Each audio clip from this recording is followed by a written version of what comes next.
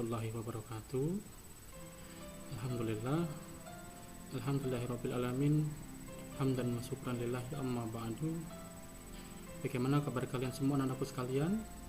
Mudah-mudahan semua dalam keadaan sehat walafiat. Baiklah anakku sekalian, pada kesempatan kali ini kita akan membahas materi kita yang selanjutnya, yaitu berkenaan dengan materi kita, yaitu meyakini kitab-kitab Allah menjadi generasi pecinta Al-Quran. Sebelum kita memulai pelajaran kita kali ini, alangkah lebih baiknya jika kita berdoa terlebih dahulu. Bismillahirrahmanirrahim. Raditu billahi robba wa bil islami dina wa bil muhammadin nabiyya wa rasula rabbi zidni ilma warzuqni fahma. Amin amin ya rabbal alamin. Baiklah anak-anakku sekalian, sebelum kita memulai pembacaan kali ini, Bapak akan membacakan terkait kompetensi dasar yang akan kita capai pada materi kali ini. Yang pertama ialah beriman kepada kitab-kitab suci yang diturunkan Allah Subhanahu wa taala. Yang kedua, menunjukkan perilaku toleran sebagai implementasi beriman kepada kitab-kitab Allah Subhanahu wa taala. Selanjutnya, memahami makna beriman kepada kitab-kitab Allah Subhanahu wa taala. Dan terakhir, menyajikan dalil nakli tentang beriman kepada kitab-kitab Allah. Selanjutnya, pengertian iman. Sebelum kita membahas terkait pengertian iman kepada kitab Allah, alangkah lebih baiknya jika kita mengerti dulu apa sih pengertian iman itu sebenarnya. Iman secara bahasa berarti pengakuan atau ikrar yang melahirkan sikap menerima dan tunduk. Sedangkan secara istilah, iman berarti membenarkan dengan hati, mengikrarkan dengan lisan, dan membuktikan dengan perbuatan. Seseorang dikatakan beriman apabila hatinya menerima dan meyakini keberadaan Allah Subhanahu wa taala, mengikrarkannya dengan membaca 2 kalimat syahadat dan mengamalkannya dalam kehidupan sehari-hari. Selanjutnya, pengertian iman kepada kitab Allah. Adapun yang dimaksud dengan iman kepada kitab Allah Subhanahu wa taala adalah membenarkan bahwa Allah Subhanahu wa taala mempunyai kitab-kitab yang diturunkan kepada para rasulnya. Kitab-kitab itu merupakan kalam Allah Subhanahu wa taala yang berfungsi sebagai cahaya dan petunjuk bagi manusia. Semua kandungannya merupakan kebenaran yang wajib diikuti dan dilaksanakan. Selanjutnya, dalil Al-Quran tentang iman kepada kitab-kitab Allah Subhanahu wa ta'ala. Untuk lebih memahami hal tersebut, perhatikan firman Allah dalam Quran Surat Al-Ma'idah ayat 16 yang berbunyi, Yahdi bihillahu manittaba'a ridwanahu subulas salami wa yuhrijuhum minadh-dhulumati ilan nur bi'idnihi wa yahdihim ila siratim mustaqim. Yang artinya, dengan kitab itulah Allah memberi petunjuk kepada orang yang mengikuti keridhoannya ke jalan keselamatan, dan dengan kitab itu pula Allah mengeluarkan orang itu dari gelap gulita kepada cahaya dengan izinnya dan menunjukkan ke jalan yang lurus. Quran Surat Al-Ma'idah ayat 16. Selanjutnya, nama-nama kitab Allah dan Rasul penerimanya. Yang pertama ialah ada kitab Taurat. Yang kedua, ada kitab Zabur. Ketiga, kitab Injil. Dan keempat adalah Al-Quran. Yang pertama yang akan kita bahas ialah kitab Taurat. Kitab Taurat adalah kitab yang diturunkan oleh Allah Subhanahu wa taala kepada Nabi Musa. Allah Subhanahu wa taala berfirman dalam surat Al-Maidah ayat 44 bahwa kitab Taurat merupakan petunjuk bagi Musa dan nabi-nabi dari Bani Israel sesudahnya sampai kepada Nabi Isa alaihissalam. Adapun bahasa yang digunakan pada kitab ini adalah bahasa Ibrani. Sedangkan isi pokok kitab Taurat, yang pertama ialah perintah untuk mengesahkan Allah. Yang kedua, larangan menyembah patung atau berhala. Yang ketiga, larangan menyebut nama Allah dengan sia-sia. Yang keempat, perintah menyucikan hari Sabtu. Yang kelima, perintah menghormati kedua orang tua. Yang keenam, larangan membunuh sesama manusia. Yang ketujuh, larangan berbuat zina. Kitab yang selanjutnya ialah kitab Zabur. Kitab Zabur adalah kitab yang diturunkan oleh Allah kepada Nabi Daud alaihissalam. Adapun bahasa yang digunakan adalah bahasa Kipti. Sebagai nabi dari Bani Israel, Nabi Daud menggunakan kitab Taurat untuk mengurus berbagai perkara orang-orang Yahudi. Selanjutnya kitab Injil. Kitab Injil adalah kitab yang diturunkan oleh Allah Subhanahu wa taala kepada Nabi Isa alaihissalam. Seperti halnya Nabi Musa dan Nabi Daud, Nabi Isa juga merupakan nabi dari Bani Israel atau Yahudi. Adapun bahasa yang digunakan dalam kitab ini adalah bahasa Suryani.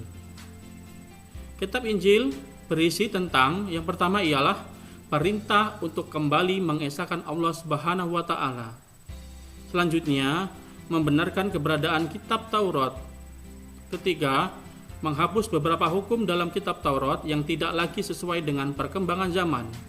Yang keempat, menjelaskan bahwa kelak akan datang kembali Rasul setelah Nabi Isa alaihissalam, yaitu Nabi Muhammad SAW.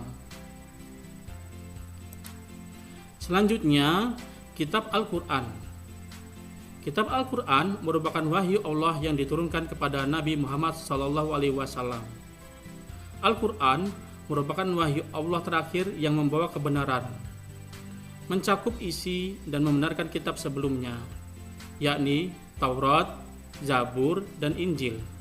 Meskipun demikian, Al-Quran memiliki syariat tersendiri yang berbeda dengan kitab-kitab sebelumnya. Syariat yang terdapat dalam kitab Al-Quran berfungsi menggantikan syariat terdapat dalam kitab-kitab sebelumnya. Adapun isi pokok dalam kitab Al-Quran ialah yang pertama, yaitu akidah atau keyakinan, yaitu hal-hal yang berkaitan dengan keyakinan seperti mengesahkan Allah dan meyakini malaikat-malaikat Allah. Yang kedua, akhlak budi pekerti, yaitu berkaitan dengan pembinaan akhlak mulia dan menghindari akhlak tercela. Selanjutnya, ibadah, yakni yang berkaitan dengan tata cara beribadah seperti salat, zakat, dan ibadah yang lainnya. Yang keempat, muamalah, yakni berkaitan dengan tata cara berhubungan kepada sesama manusia. Yang terakhir ialah tarikh atau sejarah, yaitu kisah-kisah orang dan umat terdahulu. Selanjutnya, perbedaan kitab dengan suhuf. Wahyu-wahyu yang diterima oleh para rasul dalam perkembangannya ada yang dibukukan, ada juga yang tidak atau berbentuk suhuf atau lembaran. Namun, keduanya sama-sama berisi tentang firman Allah Subhanahu wa taala. Selanjutnya, para nabi dan rasul yang menerima suhuf dari Allah Subhanahu wa taala. Yang pertama ialah Nabi Idris menerima 30 suhuf. Yang kedua, Nabi Sis menerima 50 suhuf. Yang ketiga, Nabi Ibrahim menerima 10 suhuf. Yang keempat, Nabi Adam menerima 10 suhuf. Selanjutnya, dalil Al-Quran diturunkannya keempat kitab-kitab Allah Subhanahu wa taala. Yang pertama, kitab Taurat. Tertera dalam Quran surat Al-Mu'minun ayat 49 yang berbunyi, "Walaqad ataina Musal kitaba la'allahum yahtadun." Dan sesungguhnya telah kami berikan Alkitab atau Taurat kepada Musa agar mereka orang-orang Bani Israel mendapat petunjuk. Yang kedua, dalil kitab Zabur, Quran surat Al-Isra ayat 55 yang berbunyi, "Wa rabbuka a'lamu biman fis samawati wal ard, wa laqad faddalna ba'dun nabiyyina 'ala ba'di, wa ataina Dawu zabura." Yang artinya, dan Tuhanmu lebih mengetahui siapa yang ada di langit dan di bumi, dan sesungguhnya telah kami lebihkan sebagian nabi-nabi itu atas sebagian yang lain, dan kami berikan Zabur kepada Daud. Yang ketiga, dalil kitab Injil. Tertera dalam Quran surat Al-Maryam ayat 30 yang berbunyi, "Qala inni abdullahi ataniyal kitaba wa ja'alanin nabiyya." Yang artinya, berkata Isa, sesungguhnya aku ini hamba Allah. Dia memberiku Alkitab atau Injil dan dia menjadikan aku seorang nabi. Dalil yang selanjutnya adalah kitab Al-Quran tertera dalam Quran surat Al-Imran ayat 3 yang berbunyi, Nazzala alaikal kitaba bil haqqi musaddiqal lima baina yadayhi wa anzalat taurata wal injil.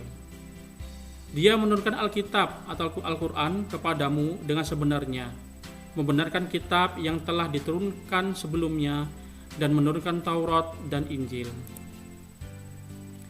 Selanjutnya ialah Al-Quran sebagai kitab suci umat muslim. Umat Islam menjadikan Al-Quran sebagai pedoman dalam kehidupan sehari-hari. Sudah tentu akan menjadikan hidupnya terarah dan selamat sampai tujuan yang sebenarnya, yakni bahagia dunia dan akhirat. Sebagai umat Islam, kita harus mencintai Al-Quran, menjaga dan mengamalkannya. Bagian selanjutnya ialah menjadi generasi pecinta Al-Quran. Bagaimana sih cara mewujudkan agar kita bisa menjadi generasi pecinta Al-Quran? Yang pertama ialah membaca. Membaca adalah tangga pertama dalam mencintai Al-Quran.